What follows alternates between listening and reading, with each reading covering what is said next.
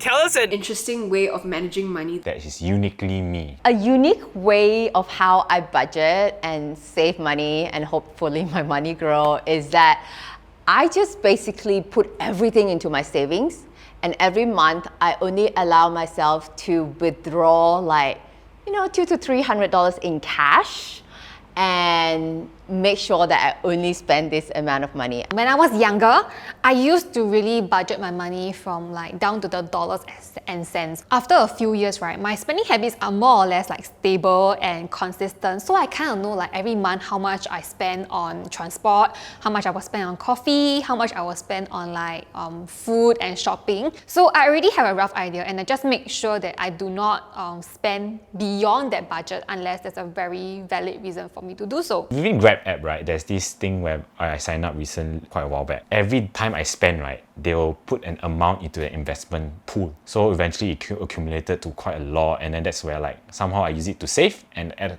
the same time I also invest. When I see something, I always ask myself, do I need it?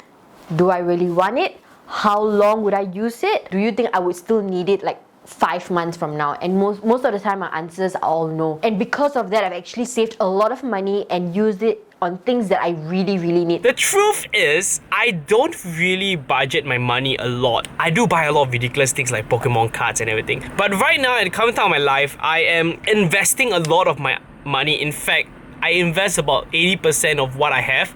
I have only like cash on hand like 20%. Because of the nature of my work, because it's freelance and project based, like I do have an invoice tracker, and then I also have an expenses tracker so that I can tally if anything is a business expense, like tech gear, stuff like that. The best way to plan for your future is doing it in a way that suits your lifestyle.